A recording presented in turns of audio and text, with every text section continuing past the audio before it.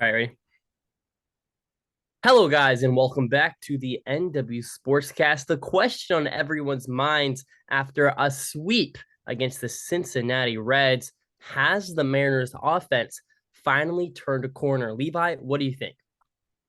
Drew, I think the answer to that question is yes. I have been seeing, at least against the Reds, so many more good at bats. And that's what I was talking about last weekend against the Cubs. It felt like we were taking so many bad at bats. We were just swinging at junk. We were not taking pitches. We were chasing at everything. Against the Reds, it was a whole new story. We were drawing walks at the highest rate in the league for the past 3 games. You've got guys like Jorge Polanco walking more than he ever has in his career. So yeah, I think the Mariners offense has turned a corner. I'm not going to say every single player has turned a corner because there's still two players that I think have not turned that corner yet, but the rest of the team, all things considered, 11 out of the 13 guys in this offense I think are hitting the ball pretty well right now. Yeah, there definitely has been some improvement offensively. The Mariners, via Aaron Goldsmith on the Mariners Instagram account, they were averaging five in the first two games against the Reds. They were averaging five balls seen, on average per batting appearance, which is the highest in the Really league. good. Yeah, that's super good. They're just grinding down pitchers. They're making it so the Reds had to get into their bullpen, and their bullpen wasn't good enough to really stay with the Mariners offense. With that being said, there are still a few guys that haven't really done much.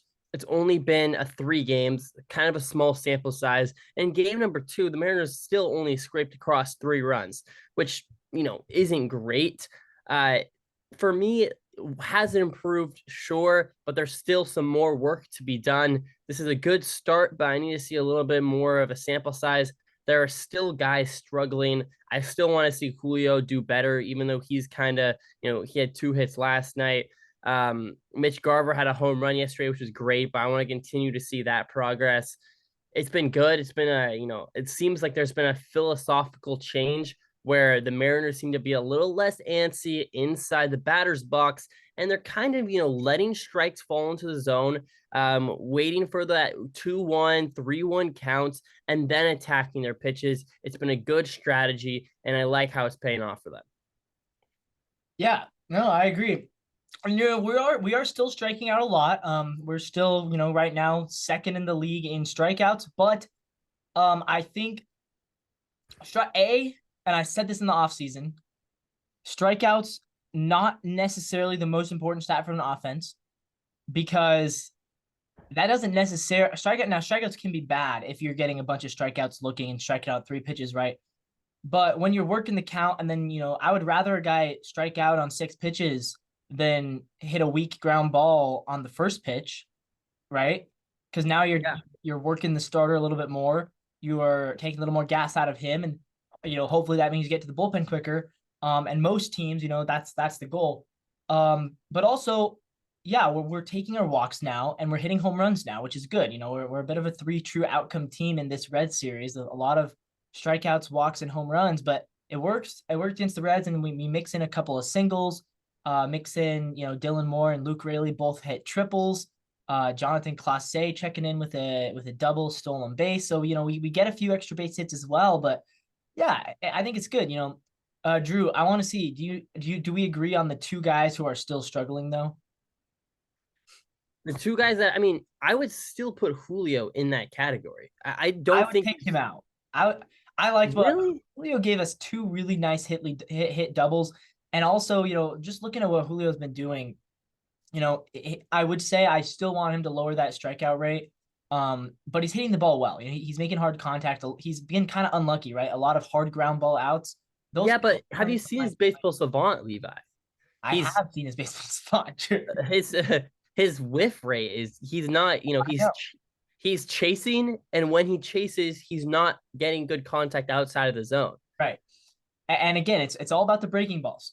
But I mean, none of our team can still not really hit the breaking balls. So maybe that was why we did well against the Reds, was because they had starters who don't throw as many breaking balls. But at the same time, I think Julio has kind of turned that corner where now, I don't expect his batting. Do you think his batting average is going to go below 200 again this season? No, no. Right. And I think it's going to keep going up from here. The two guys I look at and say, I'm not sure if they've turned that corner yet are JP and Mitch Garver.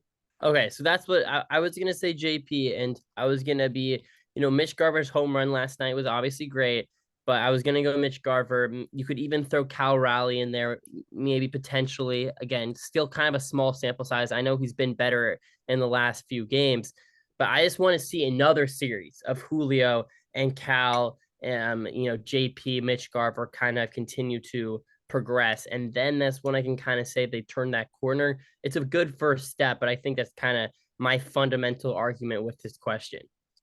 And we should hopefully get that, going to Colorado, definitely a place where offense offense is Yeah. supposed to be high flying in Colorado. It would be a great opportunity for Julio to get that first home run of the season. So hopefully he's able to do that. The Colorado, I mean, their rotation is really weak. I think what Kyle Freeland is their ace, and we do play him, but he's probably the worst ace in the league in terms of like he would not be the ace for any other team other than the Rockies. Well, he's not an ace. He just happens to be the best pitcher on the Rockies. Right. He just happens to be the best pitcher on the Rockies. Exactly. Levi, there's been some correlation between a new player arriving and all of a sudden the Mariners offense getting going. Do you think Jonathan Clase, do you think he's been the difference maker? No, no, I don't. Not that he's not been fun to watch, but he has 2 hits, stole a base, couple of RBIs. That's good to see. Um, but we would have won both of those games without him. Uh, neither of his RBIs were like a game winning, game clutch. We would have won both those games without him. Uh, has he been fun to watch? Yeah. Do I think he's gonna stay on this team once Canzone is healthy? Probably shouldn't.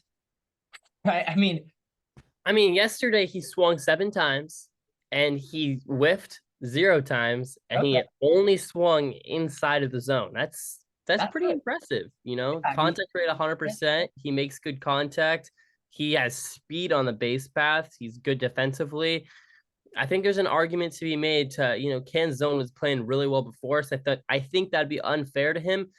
But if a guy keeps struggling like like an Urias or something along those lines, maybe you can do some roster configuration, change it up, and keep Class A up here. Yeah, I guess that could be what you do if you want to go that route. Send down because I agree. I would not get rid of. I wouldn't. I would bring back Canzone as soon as he's healthy, and I would also say I don't. I think it's way too early to give up on Rayleigh because you also can't send him down. And Rojas is playing too well. Rojas is playing too well. And also, Clase doesn't play the infield. So, what you could do, though, theoretically, you could say we're going to move Dylan Moore into the Luis Urias spot of the backup third baseman who plays against lefties. And then Urias could get sent down. But then at that point, now you have what? Is Canzone and Clase going to platoon in left field? Because then you're like, now you're hindering his development by giving him only half the at bats. Plus, what do you do True. with Luke Rayleigh? Then Luke Rayleigh becomes completely worthless. Now he's your fifth Well, outfielder. Luke Rayleigh can play first base too. Okay, but Ty France has been pretty good this year. He has took 3 walks yesterday, but I'm just saying if you're trying to give Luke Rayleigh at bats. But let's go back to the fundamental question. The title of this video: has the Mariners offense turned a corner? My answer for right now will be no, but I really, really do like where the Mariners are heading. I just don't want to get too high on them after I saw 10 games of them struggle mightily. Well, And I now, saw 13 games of them struggle mightily. yeah, I know. And then they put together a few games and now everything's right in the world. I don't think that's fair of me to do. I've been giving the Mariners team the benefit of the doubt. I'm saying they're going to get better. They're going to get better. This is the start of the season. They're going to get better. And they have gotten better. Credit to the Mariners. And now they're only a game out of the lead for the division. They're only 1 out of 500 right now. They're looking good. They're playing the Rockies. So everything's pointing me in the direction that the Mariners offense will be all right. However, I still want to see the Mariners do it consistently for another couple series. I really like what they've been doing as far as not chasing, staying inside the zone, swinging at good counts.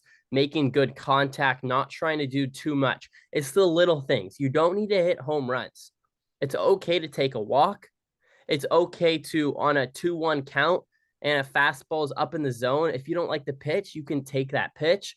Not getting too antsy at the plate. When you're 0 for 3 on the night and you have a guy on third and you need a run with one out, instead of trying to do too much as you're 0 and 3, just put the ball in play and get a run.